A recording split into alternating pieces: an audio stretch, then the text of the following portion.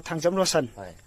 Kamai tau nungai bro swai sibo kamai tau no. Hoi swai sidi nungai le sonwang di Meitei Pangal khara ta khare. Yam si sam le koi leiminari. Hai mayam.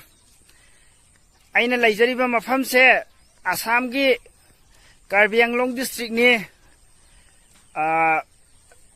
Karbi Anglong district sida Meitei amasung Pangal karam hain leiminai habdo adugi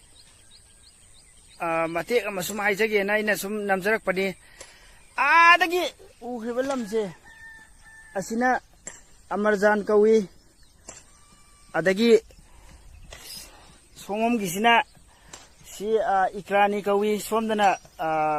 Meitei Pangal ne adagi Assamese Muslim ne moi yan sanaraga taramina yumji khara yame Amarjan gisina kitang di yamde ado asi Meitei ngakane Amarjan je kuki khara budi yawi ado Meitei ga Pangal ga se adagi matik nungsinana lei mafam sida injang la nadana adagi awa ana hangnadana changthok changsin taunadana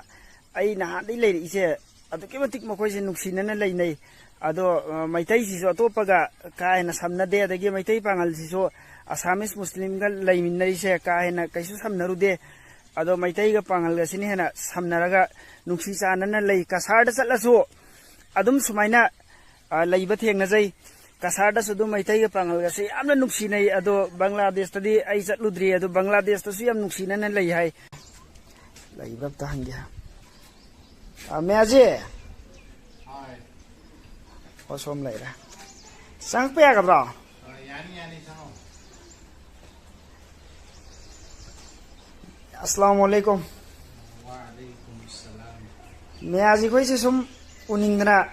ai sum changa imida. Me aji se mafam sida imam oena sum ai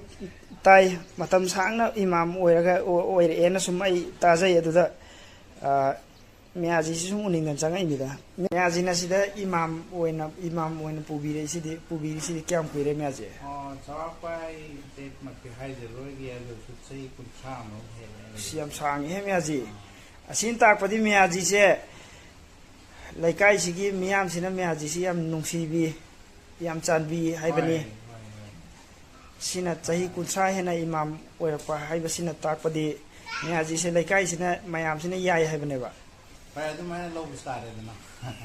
Meaji ge Manipur da meaji ge han hawrok phamdi meaji karamba district kara wai Ai apokwa lam haiba tare ko adu bora yang di to bora yang bidi Bisempur district ni ne ko Bisempur district emang sade o meaji ge mingdi kai hara khange Abdul Latif mafam sida meaji ado kai somdana Meitei leire somdana Meitei Pangal leire yamsu nuksi chanana leiba mali meaji mafam sida injang lanadana awa nungai kaidonadana aina sum khangjabada yam si sam le koi leiminari mafam sida natana ato khudimakta Meitei amasung Meitei Pangal jati ani maksi yamna nungsi chana leiminaba oirasunu amin Aujiki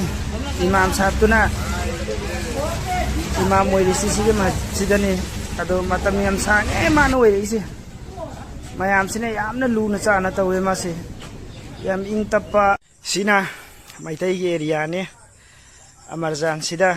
ichi ema leibane maming yam chatpa narsama laikai mayam sine loina masa khangba Meitei Pangal gi da su mase dum la e hida kappa adu leibrap ti yenge sangsal laga mi lay bro nang mama de Ma do lai te sabak kaji. thok chakhiya sang pe akadra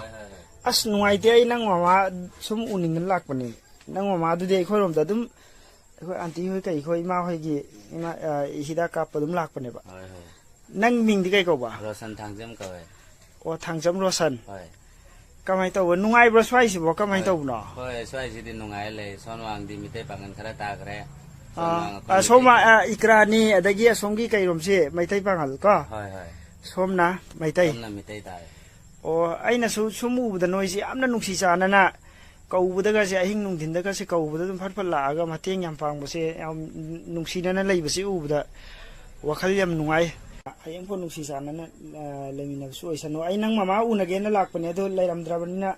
hayeng nong laage ko Hoi hoi hoi. ngasi di somdagina main road kaiga thokhibi yare majik ka leisina somdani som sule am sangi somda mayang phal dagi bora yang dai kai dagi mi am leisi manung si yang si lichi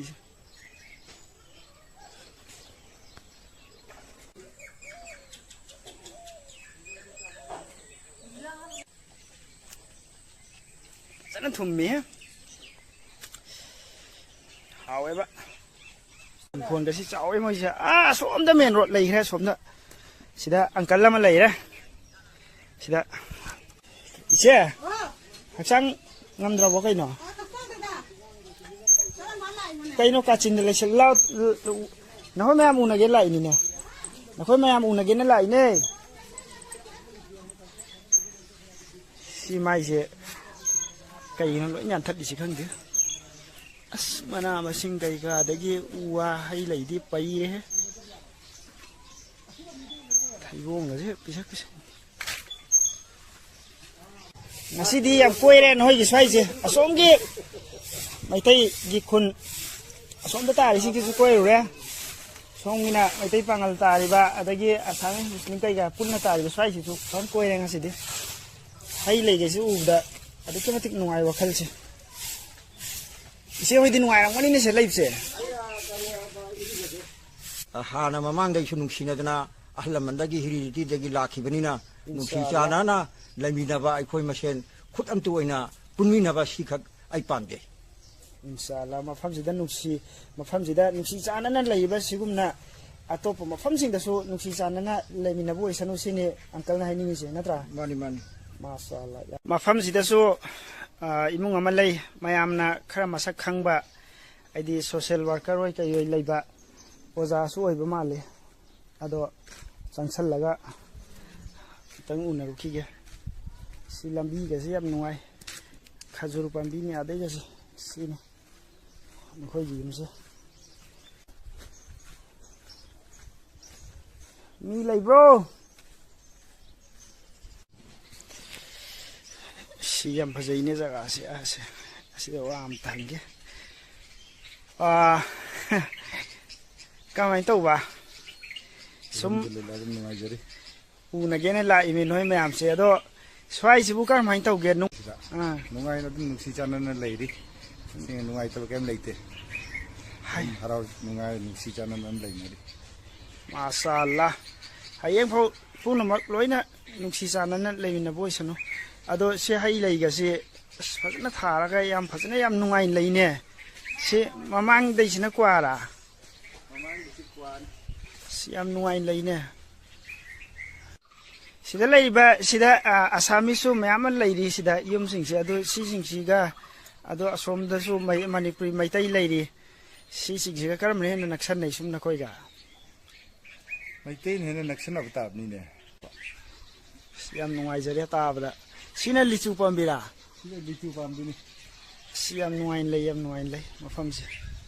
sina kabang cha ni mayam su la ga dum koyak pa yani mafam se